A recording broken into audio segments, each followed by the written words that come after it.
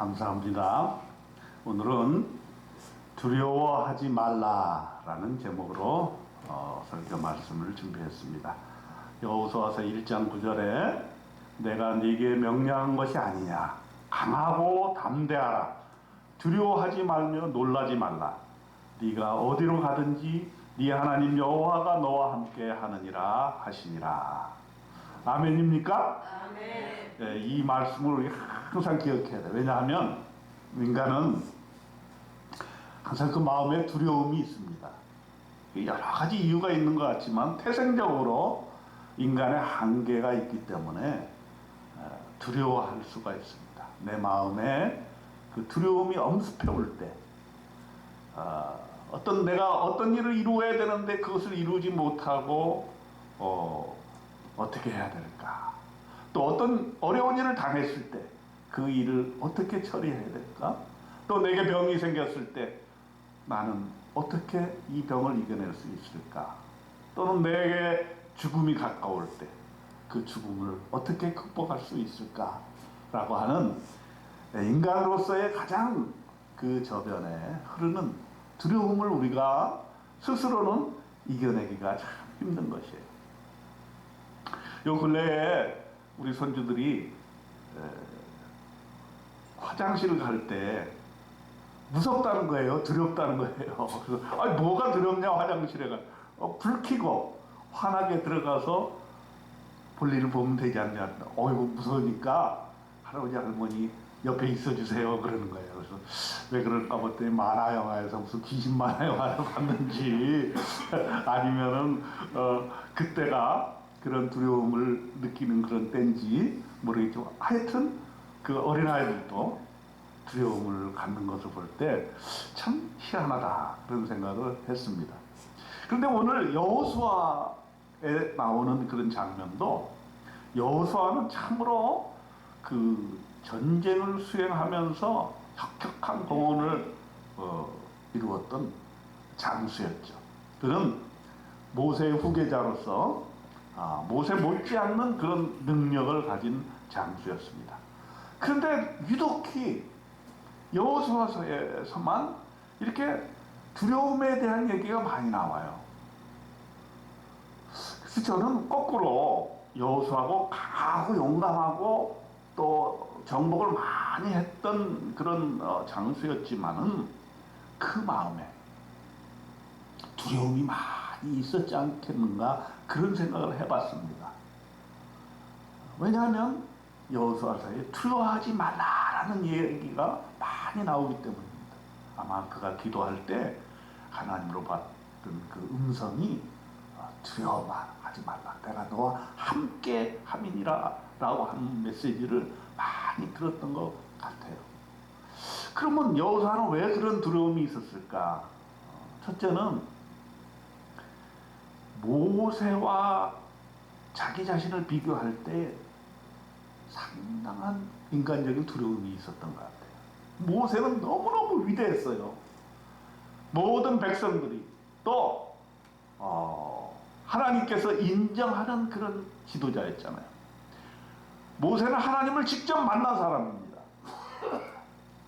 어느 누구도 하나님을 직접 만나고 살아남은 사람이 없어요. 그런데 모세는 하나님을 직접 만난 사람이고 하나님께로부터 십계명을 부여받은, 하나님의 말씀을 직접 받은 그런 위대한 지도자였어요.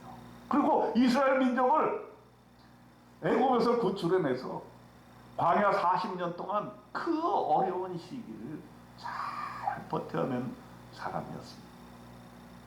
그런데 모세가 120살이 되어서 죽게 되었습니다. 이제 그거를 누가 담당을 해야 되느냐? 그 일을 여호수아가 담당을 해야 돼요. 그래서 그 마음속에 과연 내가 이 일을 감당할 수 있을까라고 하는 그런 두려움이 막 엄습했을 것 같아요. 아마 잠도 못 잤을 것 같아요. 순간순간마다 기도하면은 힘이 생기는 것 같고 하나님 말씀을 들으면 힘이 생기는 것 같았지만은, 그러나 너무나 자기에게 주어진 과제가 어깨를 짓눌렀기 때문에 그의 마음속에는 두려움이 꽉 차 있지 않았나 그런 생각을 해봅니다.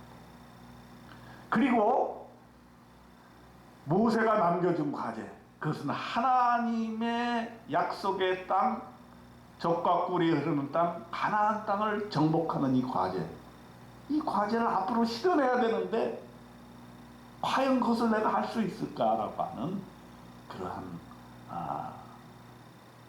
엄청난 중압감이 그를 억눌렀던 것 같습니다. 그래서 아마 두려움이 항상 마음속에 있었던 것이 아닌가 그런 생각을 해봤습니다. 우리도 마찬가지 아닙니까?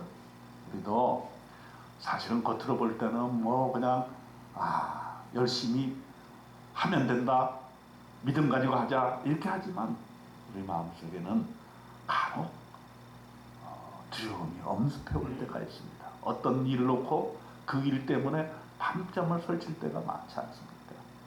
그래서 오늘 여호수아서에서 하나님이 우리에게 주시는 말씀, 두려워하지 말라, 내가 너와 함께 하리라는 그 말씀을 부여잡고 이 두려움을 어떻게 이겨나갈 것인가 하는 것을 여호수아를 통해서 한번 살펴보려고 합니다. 첫 번째로 여호수아가 제일 먼저 부닥친 일이 바로 요단을 건너는 일이었습니다. 요단강은 사실 우리가 이제 성지순례를 가보면은 어느 때 가느냐에 따라서 그 물의 깊이가 달라지거든요.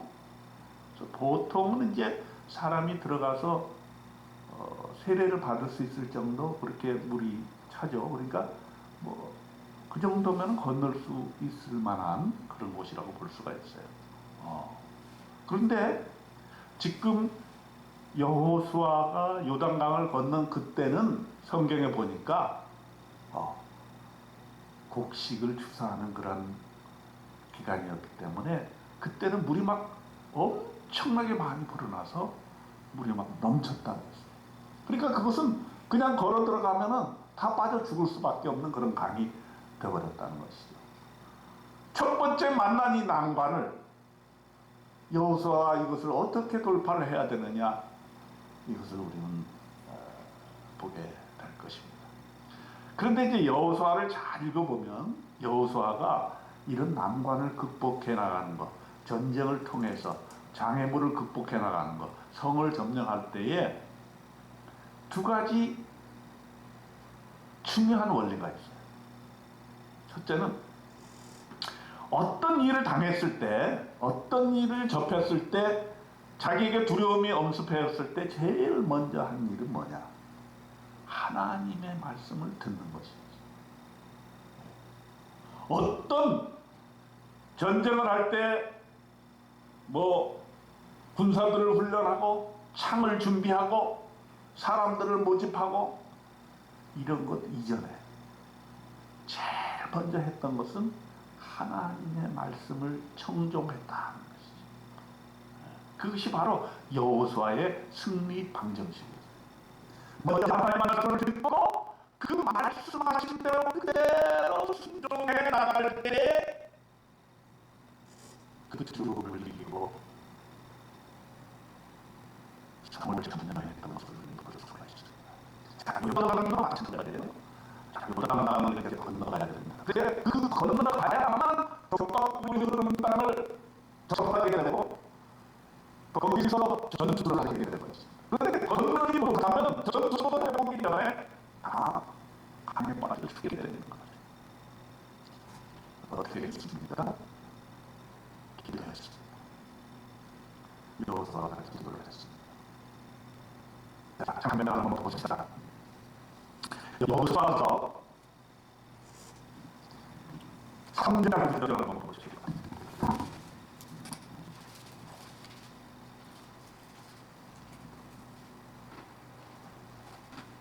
320도입니다. 건너가기 전에 하나님의 말씀 듣는 장면이 나옵니다. 3장 9절 다 같이 한번 읽어볼까요? 시작.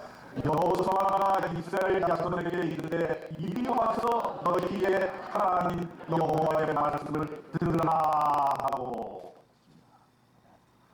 먼저 하나님의 말씀을 듣자고 하는 것이죠. 우리가 어떤 일을 당했을 때 다른 사람의 말을 듣고 이 문제를 해결해 줄 전문가를 찾기 이전에 먼저 하나님께서 뭐라고 말씀하시는지를 들어야 된다는 거예요. 홍해 바다를 건널 때도 그랬습니다. 너희는 잠잠하라. 제일 중요한 거 잠잠하라. 그리고 여호와 하나님의 말씀을 들으라. 그런데 무슨 말씀을 들었습니까? 여호수아서 3장 13절에 나옵니다. 거기 한번 읽어볼까요? 온 땅의 주 여호와의 죄를 맨 제사장들의 발바닥이 요단물을 밟고 멈추면 요단물 곧 위에서부터 흘러내리던 물이 끊어지고 한 곳에 쌓여 서리라.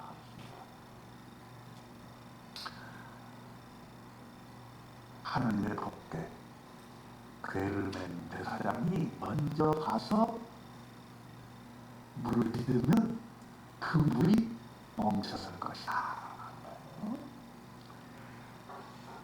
자, 이 말씀을 들었을 때 어떤 생각이 들었을까요? 아마 웬만한 사람들은 다 어떻게 그게 가능할까? 말도 안 되는 소리다. 우리가 생각하는 바와는 전혀 다르다. 예를 들어서 뭐 뗏목을 만들어서 한다든가 또 가장 얕은 곳을 찾아서 그것을 어떻게 간다든가 여러 가지 인간의 시를 전략을 짜낼 것인데, 하나님께 기도했더니 하나님의 방법을 말씀하시는데 인간으로서는 도저히 이해가 안 되는 방법입니다. 하나님께서 무엇을 가르치려고 하신 겁니까? 저희가 전적으로 하나님만을 신뢰하고 하나님만을 믿어라는 것을 가르치려고 하는 거예요. 너의 방법이 아니고, 너의 꾀가 아니고, 너의 인간적인 어떤 수단이 아니고, 하나님께서 말씀하신 대로 하나님만으로만 이 문제를 해결할 수 있느냐라는 것을 보여주려고 하는 거죠. 이것은 여리고성을 점령할 때도 마찬가지지 않습니까? 요단강을 건널 때 법궤를 맨 제사장들이 먼저 가서 발을 내디딜 때 물이 다 멈춰서 가지고 됐습니다. 건너갈 수 있게 태어나는 것입니다. 여기 보니까 숫자까지 나와요. 무장한 4만 명이 여호와 앞에서 건너가 싸우려고 여리고 평지에 이르게 되었다. 하나님께서는 홍해 바다를 말리신 것처럼 이 요단강에서도 하나님께서 하나님의 능력과 기적을 보여주시고 하나님의 방법대로 할 것을 요구하고 계십니다. 우리가 인생에 있어서 어려움에 봉착했을 때, 두려움에 엄습했을 때에 우리는 과연 하나님의 방법대로 하나님의 말씀에 순종해서 하나님의 순종에서 우리가 그 문제를 해결하고 있는가? 하나님께서 오늘 그것을 우리에게 묻고 계시는 것입니다. 여러분, 혹시 여러분이 어려움을 당하고 있고 두려움이 있을 때에 먼저 조용히 하나님의 말씀을 들으시기를 축원합니다. 그리고 그 말씀대로 한번 순종해 보시기 바랍니다. 하나님께서 어떻게 지시하든지 그 말씀이 내 이성적으로는 이해가 안 되고 내 방법대로는 이룰 수 없다라고 생각이 들지 할지라도 하나님께서 제시해 주시는 그 방법대로 한번 순종해 보면 기적이 일어날 줄로 믿습니다. 그리고 이제 요단강을 그렇게 건넜어요. 건넜더니 제일 먼저 첫 이제 무찔러야 될 적의 성이 나타났습니다. 그것이 바로 여리고성입니다. 여리고성은 난공불락의 성이었어요. 무너질 수 없는 그런 성이었습니다.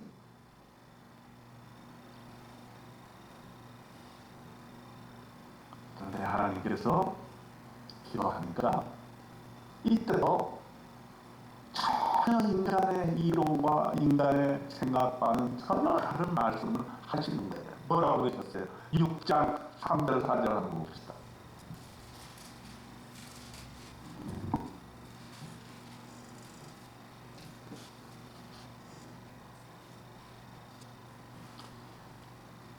읽어봅시다. 시작. 너희 모든 군사는 그 성을 둘러 성 주위를 매일 한 번씩 돌래 엿새 동안을 그리하라. 제사장 7은 7 양각 나팔을 잡고 언약궤 앞에서 나아갈 것이요 7째 날에는 그 성을 7번 돌며 그 제사장들은 나팔을 불 것이며 그랬습니다. 자, 하나님이 작전을 얘기하시는데 군사를 어떻게 동원하라든지 또는 군사 중에서 용맹한 사람을 뽑아서 준비를 시켜라든지 말을 몇 개를 준비하라든지 이렇게 말씀하시지 않았단 말이에요. 참 이상하지 않아요? 하나님의 방법은 다르다는 거예요. 하나님의 말씀은 우리 인간의 생각과 인간의 계획과 인간의 지시하신 바가 다르다는 거예요. 여리고성을 무너뜨리기 위해서는 하나님의 방법으로 무너뜨려야 된다. 그리고 그들이 의지하는 그 말이나 병사나 창이나 그것이 아니고 오직 하나님에 대한 믿음 그거 하나만 가지고 나가라고 말씀하고 계신 것입니다. 그러자 어떻게 됐습니까? 무너졌습니다. 여기서 와서 6장 20절을 한번 봅시다. 시작! 이에 백성은 외치고 제사장들은 나팔을 불매 백성이 나팔 소리를 들을 때에 크게 소리질러 외치니 성벽이 무너져 내리라. 참 여리고성을 함락한 것은 하나님께서 여호수아에게 그 두려움을 물리치기 위한 가장 강력한 메시지를 주신 거예요. 다른 것에 의존하지 말고 오직 하나님께만 의존하게 되면 너네가 어떠한 난공불락의 성이라도 이겨낼 수 있다. 그러므로 우리가 인생을 살 때에도 어떠한 어려움이나 어떠한 장애물이 내 인생의 가로막혀 있더라도 이 말씀을 기억해야 돼요. 두려워하지 말고 놀라지 말고 마음을 강하게 하고 담대하게 하고 오직 하나님만을 믿고 하나님께서 해결해 주신다는 사실을 믿고 나아가시는 저와 여러분 되시길 주님의 영광을 축원드립니다. 실패도 있었어요. 어디서 실패했죠? 두 번째 성에서 실패했어요.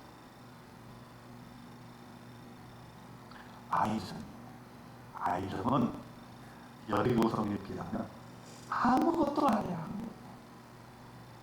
그래가지고 먼저 정탐을 해본 이스라엘 백성들이 말하기를 아유 저거는 그저 몇 명 안 가도 됩니다. 한 2, 3천 명 가가지고 그냥 무너뜨리면 되겠어요.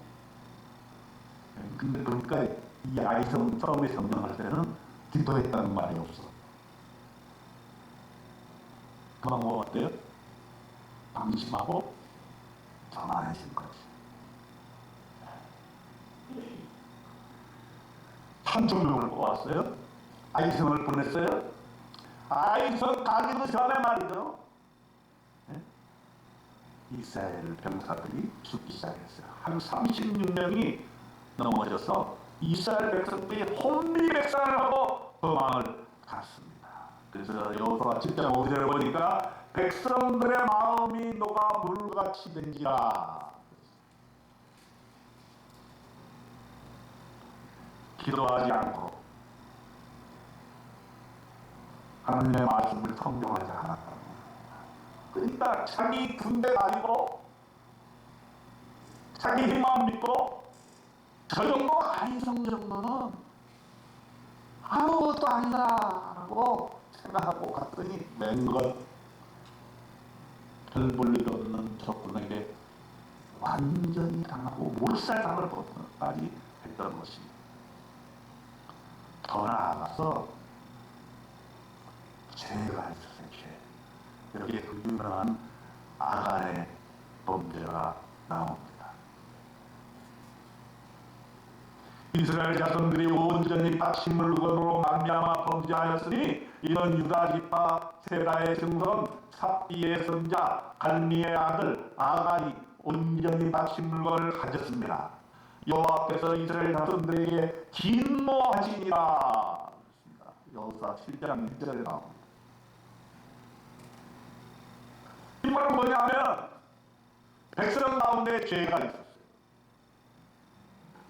그러니까 실수밖에 없는 거죠.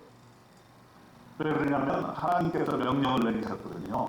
내가 이제 그 성을 점령하게 되면은 절대적으로 그들이 그것을 갖지 말고 첫 번째 전쟁입니다.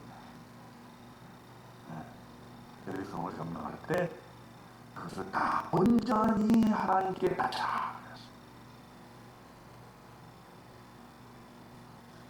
근데 그 중에 아간이 욕심이 난 거예요. 나중에 이제 아간이 여호수아 앞에서 자백한 내용들을 보여드리다 보면 여호수아 7장 21절에 봅니다. 여러분 한번 보세요. 여호수아 7장 21절 그가 무엇 때문에 죄를 범하게 되었나. 한번 읽어보세요. 시작.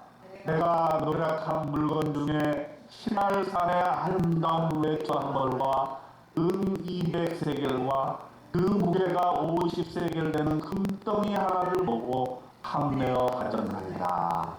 보소서 이제 그 물건들을 내 장막 가운데 땅속에 감추었는데 너는 그 밑에 있나이다 하더라.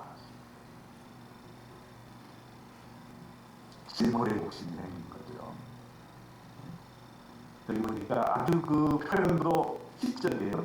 시날산의 아름다운 외투 한 벌. 얼마나 옷이 이뻤으면 그 옷을 자기가 몰래 감추고 싶겠습니다.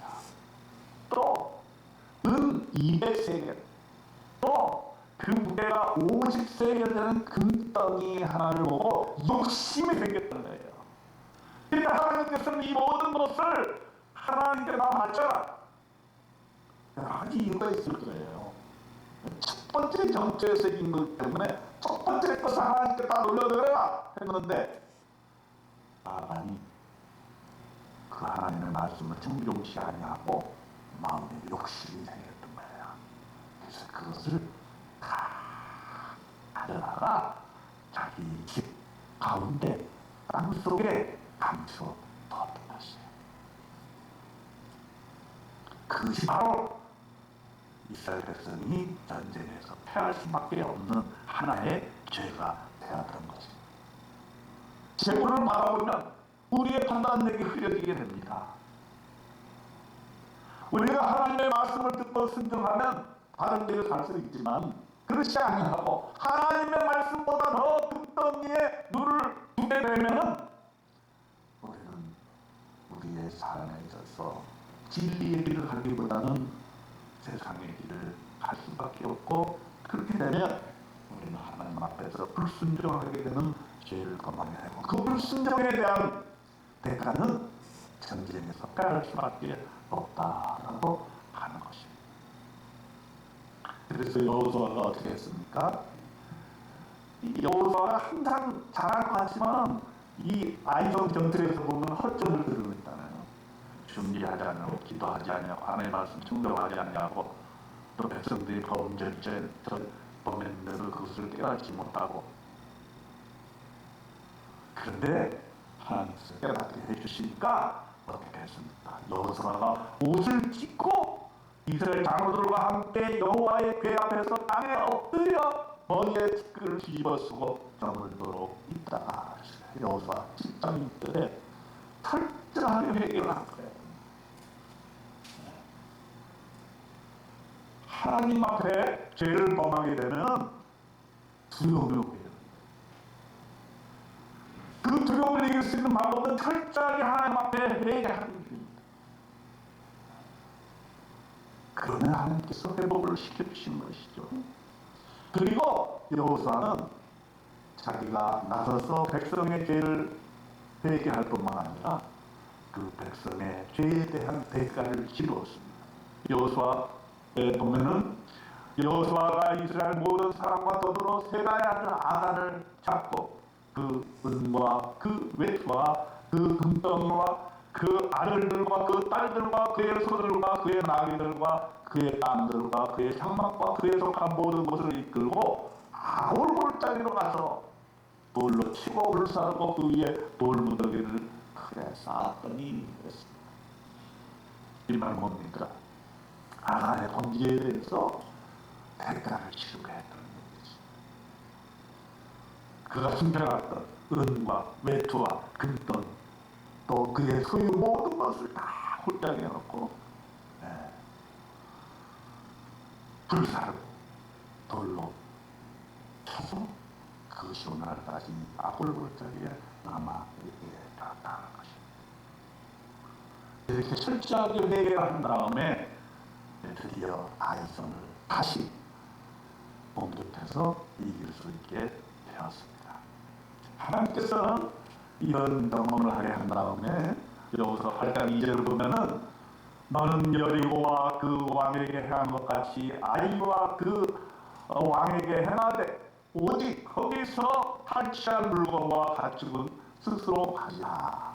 아이성부터는 하나님께서 탈취한 물건을 다 가질 수 있도록 해주려고 그랬는데 아간이 조급해가지고 하나님의 물건을 탐냈던 것입니다. 그러므로 우리는 하나님의 것은 하나님께 돌려드리고 하나님께서 우리에게 주신 모든 것이 다 하나님의 것이라는 것을 깨달아 알아야 될 것입니다. 왜냐하면 여호수아 6장 20절에 보면은 너희는 온전히 마시고 그 마신 것 중에서 어떤 것인지 취하여 너희가 이스라엘 진영으로 바친 것이 되게 하여 고통을 당하게 되지 아니하도록 오직 너희는 그 바친 물건에 손대지 말라. 은금과 동철 기구들은 다 여호와께 구별될 것이니 그것을 여호와의 복관에 드리심이라 하니라. 하나님께서 미리 경고하시고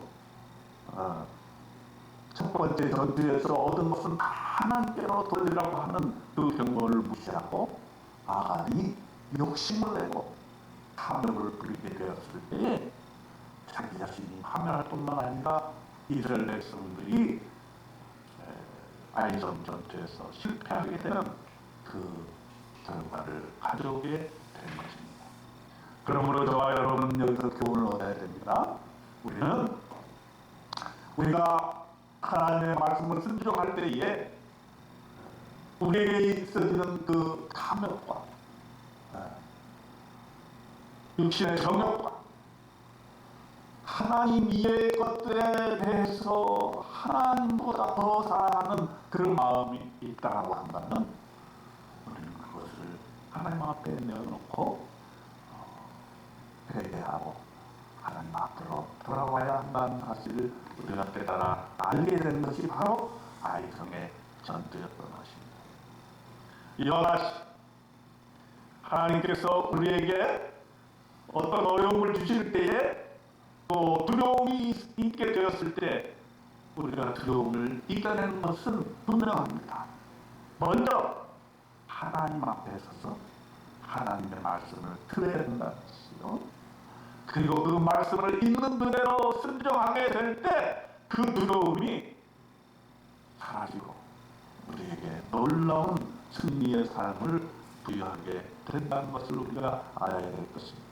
여호수아가 경험했던 것처럼 저와 여러분은 우리 인생에 있어서 어떤 어려움과 어떤 두려움이 오게 됐을 때 제일 먼저 승리의 법칙 첫째는 하나님의 말씀을 잘 듣고 두 번째는 그 말씀대로 순종하게 되어지게 됐을 때 홍해바다도 갈라지고 요단강도 물이 끊어지고 또 적들도 물리치게 되는 놀라운 17성의 무너짐의 그런 역사를 우리가 체험할 수 있게 된다는 것을 저와 여러분은 분명히 오늘 깨달아 알고 하나님의 말씀에 따라서 우리가 두려움을 이겨내고 승리를 쟁취하는 저와 여러분 되시기를 주님의 이름으로 축원드립니다. 기도합니다. 하나님 아버지, 우리 안에 있는 모든 두려움을 몰아내 주시고 오늘 하나님께서 주신 말씀을 기억하게 하시옵소서. 강하고 담대하라. 두려워하지 말며 놀라지 말라. 네가 어디로 가는지 네 하나님 여호와가 너와 함께 하느니라 하신 말씀을 마음 안에 깊이 새겨두고 우리가 두려움을 이기고 승리하는 삶을 매일매일 살게 도와주시옵소서. 예수님의 이름으로 감사 기도드립니다. 아멘.